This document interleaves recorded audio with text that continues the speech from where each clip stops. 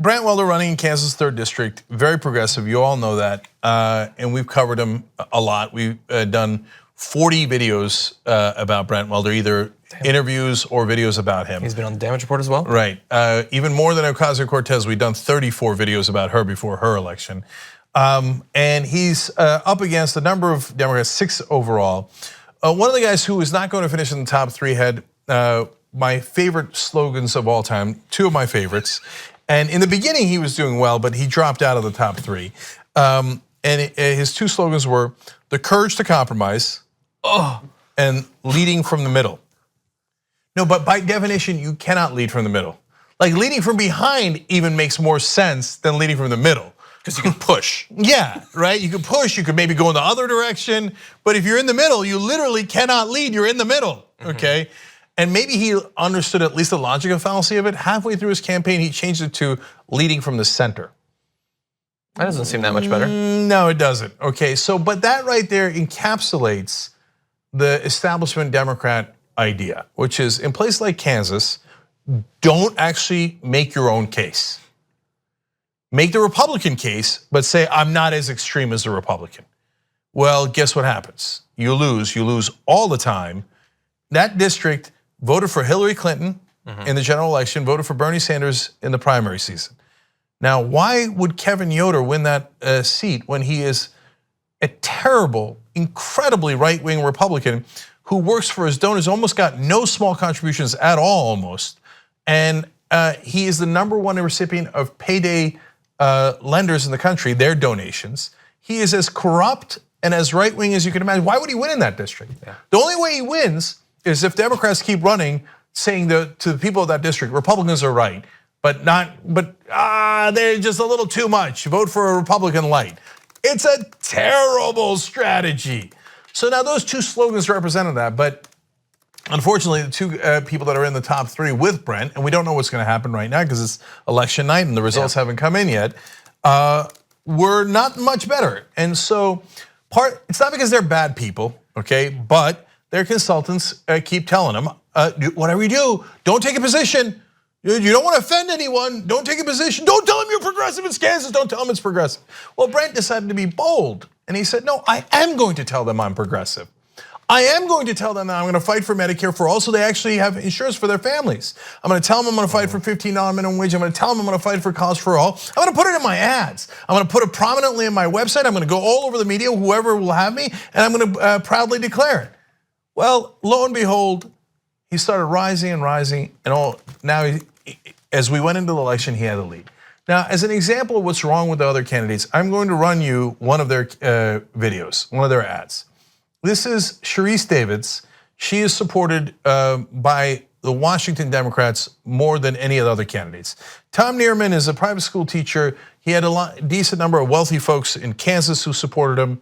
It is what it is, okay? But the big Washington groups came in for Davids, including Emily's List, which spent over $630,000. Oh.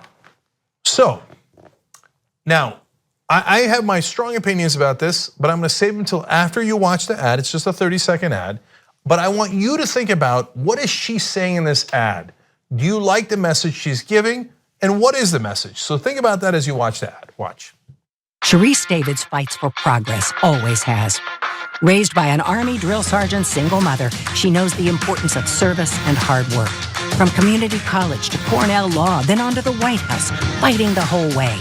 She never backs down, not in the ring, not to the NRA or Trump and the Republicans in Washington.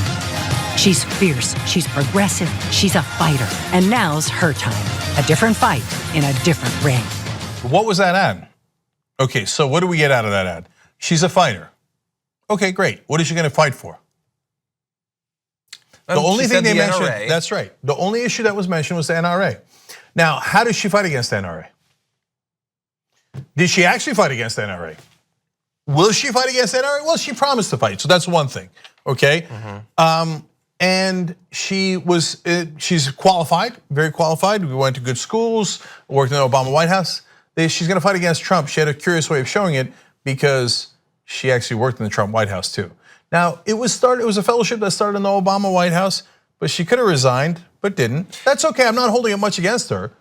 I'm just saying, I look at that ad, I have no idea what you're for. She says that she's a progressive. I have been looking over her statements about various issues.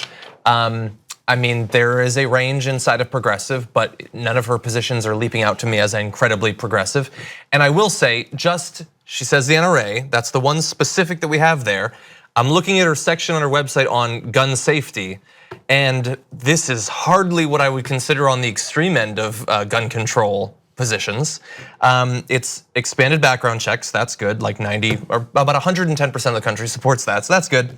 Literally 93%. Yeah, never accepting campaign contributions from the gun lobby, treat gun violence as a public health issue, support a holistic approach to reducing gun violence. That's nothing. That's big, not assault weapons ban, that's not. Nothing burger. That's just blah, blah, blah, blah. Well, guns, I guess they're bad. I guess they kill people. I'll take the one thing that I'll actually state a position on, the federal background checks, 93% of Americans agree with. Ooh, how very, very bold. And by the way, she says she won't take money from the gun lobby, but she will take money from all other lobbies. I mean, that's why it's important to run as an uncorrupted person, not taking any corporate PAC money like Brent is. But my overall point, guys, is why would you vote for her? So their strategy is don't tell people what you're for because they might find out you're a Democrat. Well, that's a losing strategy by definition in a general election. So I know you could win a primary, and we don't know yet what's going to happen. You could win a primary by just buying it. Just Emily's List comes in and goes, and Emily's List almost every time supports the more conservative candidate. So they're like, okay, she's more conservative, she's gonna get along great with our Washington friends. So let's pour in, an ungodly sum of money. But Sharice, whatever you do, don't tell them any of your positions. I don't know, maybe she'll turn out to be a great progressive, but we're totally stabbing in the dark here. We don't know. There's just a wild, wild guess because she won't tell us any of her policy positions. But likely, she will not be a bold progressive because she's not even bold now. She's so afraid of putting her own positions, whatever the hell they might be. And maybe part of the reason she's afraid of putting her positions in the ads or on her website or when the press talks to her is because her positions are not that progressive. And I'm looking over her, on the economy, fight for a true tax cut for the middle class. That's not, like she says the Republican tax bill is a corporate giveaway. It doesn't say repeal it or anything like that. On education, it's like, yeah, all of this looks, can healthcare, continued expansion of Medicaid. Allow Medicare to negotiate drug, okay, that's something that was impressive two decades ago. On the environment, this is nothing on the environment. It's just weak. It's weak, and maybe it's weak because they think they need to hide it in advance of the election, or maybe it's weak because, as Cenk is saying, there's really nothing beyond that. Maybe she's a lovely person, but if you are an actual progressive, as you claim to be in your ads, you could provide evidence of it on the thing that you have 100% control over, which is the shariceforcongress.com/priorities section of your website. So she's not gonna fight for you. Oh, I was an MMA fighter. I can't imagine anything I care less about. Were you also a championship bowler? Who cares? Why would I care about that? What a preposterous thing to brag about. But to the people, consultants from Washington, they're like, ooh, that's so cool. She was an MMA fighter, and then we'll have her do this in the ad, and it'll seem like she's fighting for you. What is she fighting for? Don't tell anybody. Don't tell anybody. I prefer it to another banker. Yeah. I'll say that. Okay, so so I'll take the healthcare example. Okay, expanded Medicaid. That's okay. That's Obamacare. So you just want to stick with Obamacare? Okay, I think that's your position. I guess that's okay. It's definitely not Medicare for all, which means if that's all you put, that means you're against Medicare for all. Otherwise, you would have said it, right? Expanded Medicaid means I just want to stick with Obamacare. Okay, and negotiate drug prices with for Medicare with the drug companies. That's a position everybody has. Trump had that position. They never mean it. And like a standard politician, I'm not at all sure you mean it. So finally, we are told by some, no, you have to bow your heads and vote for her. Why? Because she's Native American and she's part of the LGBT community. That's not a thing. So people get mad at me, but Ben Carson's African American. That doesn't mean I should vote for him. Betsy DeVos is female. That doesn't mean I should vote for her. Okay, what I care about and what voters care about is, what are your policy positions? What are you actually going to do for your voters? For your voters. Now, if it turns out that you are from a community that they are from and you are going to represent them because you have that perspective, then well, that's interesting and that's great and that's wonderful. But if you tell me, no, I checked off a box, but I ain't gonna do anything for you, I'm not gonna promise to do anything for you, but I have these identities and so you should vote for me. That is not an interesting position at all. That sways me 0%. So now people can get upset and say, no, it should sway you what, 10%, 100%, 50%? I don't know what you think the number is. I mean, I don't know, I guess because this country is so obsessed with identity. If you are attacking African Americans, I'm gonna attack back because everybody in this country has to be treated equally. So the lunatic right wing says, oh, you guys are against white people. Are you nuts? Okay, do you see how white John is? Okay, and of course we're not against white people. What kind of a lunatic would be against white people, right? So all we want is equal rights. It's not too much to ask for. Equal justice, and that unarmed African Americans don't get shot at a greater rate, that Latinos are just not discriminated against, they're not called rapists and criminals like Donald Trump, that Native Americans are not brutalized as they were at Standing Rock, which we covered more than anyone else, that people are in the LGBT community have the right to marry just like everyone else does. We're supposed to be equal citizens. We will fight for those policy positions 100%, and you will never get us to back down. But if you say to me, I've got somebody who is not necessarily even going to fight for those positions, but they're in the right category, I find that enormously uninteresting. I mean, and I guess some people think, oh, you must support your own identity.